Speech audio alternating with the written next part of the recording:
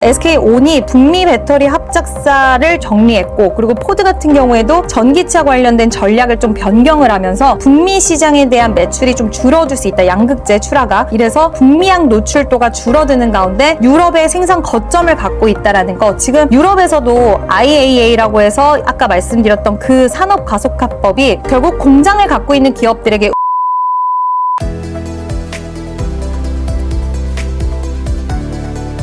매주 화요일 저녁 8시에 진행되는 무료 특강 아래의 링크에서 신청하세요. 삼성 SDI의 최근 상승 이유는 무엇인가요? 삼성 SDI의 최근의 이유들은 뭐 여러 가지를 찾아볼 수가 있을 것 같은데, 일단 ESS 관련된 기대감이 좀 올라왔다라는 부분, 그리고 유럽 시장에서 지금 유럽 같은 경우에도 우리가 IAA라고 해서 EU 산업 가속화법이라는 게 또 발생이 됐어요. 관련돼서 우리나라 기업들이 수혜를 받을 수 있을 것이다. 이런 스토리, 그리고 삼성 디스플레이를 매각하면서 실탄이 마련이 된다. 그래야지 앞으로 미래 성장을 위해서 뭐 공장을 더 짓든 뭐를 할 수 있잖아요. 그래서 실탄 확보에 대한 기대감, 또 피노라는 전구체 기업을 지분 투자를 하면서 수직 계열화에 대한 부분들, 그렇게 되면 마진, 원가에 대한 그런 우호적인 또 환경이 마련되는 것도 상당히 긍정적으로 봤고요. 벤츠와의 또 배터리 계약 소식이 있었습니다. 전기차 관련된 배터리 계약 소식이 있었는데, 시장에서는 이 계약 규모를 한 10조 원 정도 규모로 보고 있고요. 실적도 사실 아쉬워요. 올해 1분기에도 아쉽게 나오긴 할 것 같아요. 그렇지만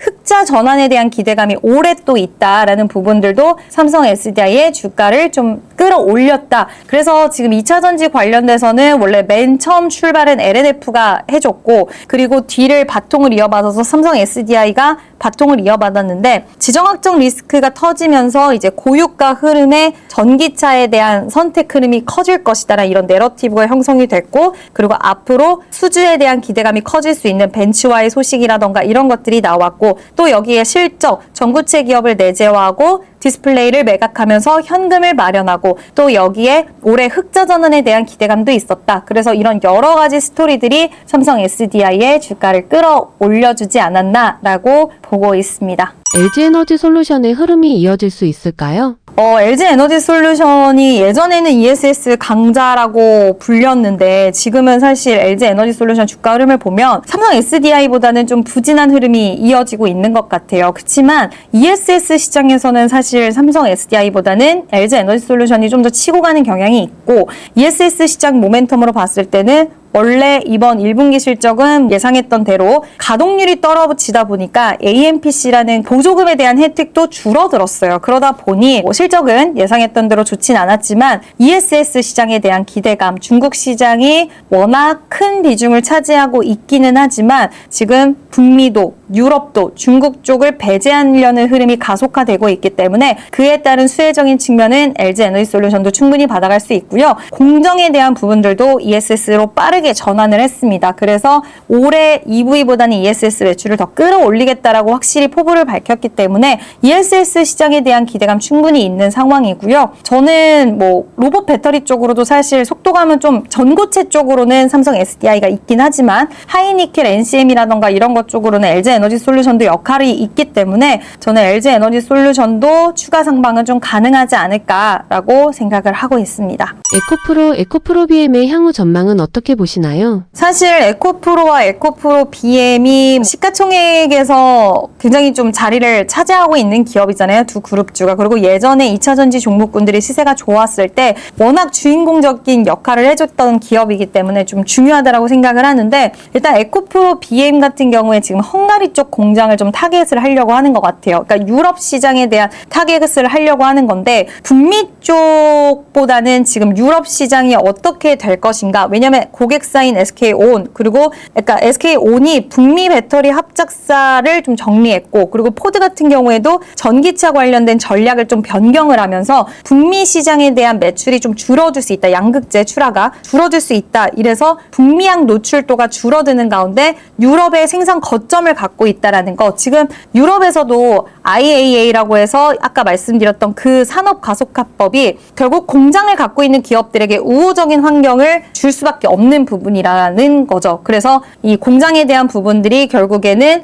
유럽 내에서 어떤 수익성을 만들어낼 수 있을지 이게 에코프로 그룹주에는 굉장히 키포인트가 되지 않을까라고 생각하고 있고요. 지난 실적에서 좀 그래도 숫자가 좀 나와줬는데 그거는 이제 인리재련소 관련된 모멘텀이 있었어요. 그래서 그 부분도 이번에 어떻게 받아갈지 좀 봐야 될 것 같고 지금 에코프로 같은 경우에도 전고체 관련된 소재 개발을 지속적으로 하고 있습니다. 그래서 이런 부분들이 시장에서 얼마나 성장에 대한 모멘텀으로 보여줄지, 가져가 줄지, 채택을 해줄지 이거 좀 중요할 것 같고요. 이번 1분기도 흑자는 좀 예상이 되는 상황이다라는 의견 드려보도록 하겠습니다. 포스코홀딩스의 주가 전망은 어떻게 보시나요? 포스코홀딩스를 요즘에 많이 좀 보시는 것 같아요. 근데 철강 사업부는 여전히 좀 부족하다, 부진할 것 같아요. 한 3분기 정도 되면 회복이 될 거라는 시장의 전망이 있는 상황이고 방향성 확인이 좀 필요해 보입니다. 그렇지만 자회사인 포스코 ENC가 흑자 전환이 좀 예상이 되고 포스코 인터내셔널도 워낙 실적에 대한 그런 모멘텀이 있다 보니까 그 부분에 있어서 수혜적인 측면이 있을 것 같고요. 지금 2차 전지 관련된 소재 부분이라든지 그리고 리튬 가격에 대한 반등 이런 것들이 지금 2차 전지 관련돼서도 적자폭을 좀 축소할 수 있는 그런 밑바탕이 될 것 같고요.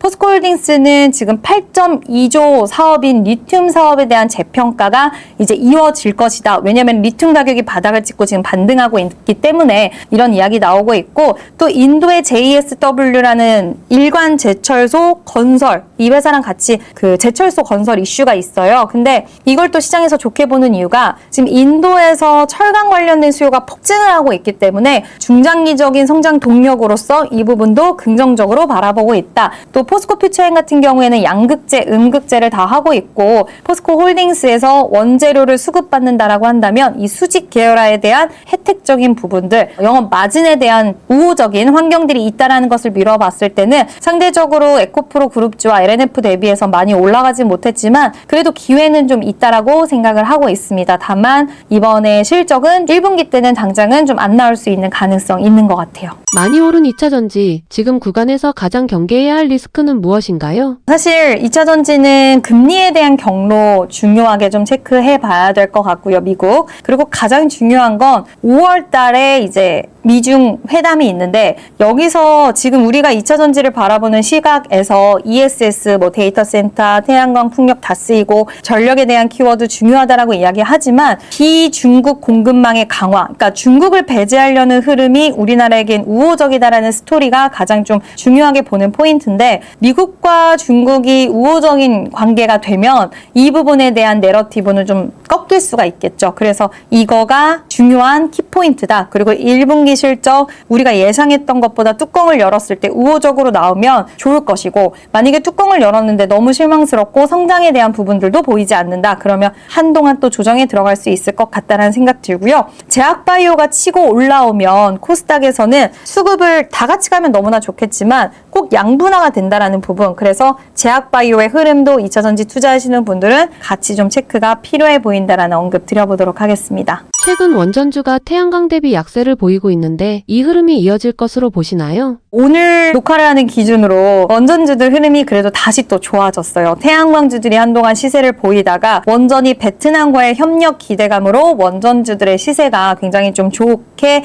이어지고 있다는 것은 저한테도 굉장히 반가운 그런 소식이 아닌가라는 생각이 드는데 일단 두산 에너빌리티를 비롯해서 한전기술, 한전산업 뭐 이런 종목군들이 다 굉장히 좋은 시세 흐름들을 이어가고 있고요. 두산 에너빌리티도 그렇지만 이제 팀코리아 관련돼서 체코 수주에 대한 모멘텀, 필리핀 수주에 대한 모멘텀, 또 미국 원전 건설에 대한 모멘텀, 시장에서는 이제 앞으로 확장될 수 있는 이런 모멘텀에 초점을 맞추고 있다라는 부분이 굉장히 좀 우호적으로 마련되고 있다. 원전은 많은 나라들이 채택하고 있어요. 그리고 유럽 내에서도 탈원전을 외치고 기조를 빠르게 바꿨던 국가들은 다행이다 하고 있는데 국가에서 좀 늦게 움직였던 국가들은 후회를 많이 하고 있다라고 하더라고요. 그만큼 원전에 대한 채택 기조는 지금 지정학적 리스크에 좀 가려졌지만 그 전으로 돌아간다라고 했을 때 원전 수주 수주에 대한 모멘텀 굉장히 꽉 차 있는 상태였잖아요. 그래서 대미 투자 관련된 이야기 스토리라던가 여러 가지 아직까지는 모멘텀 많기 때문에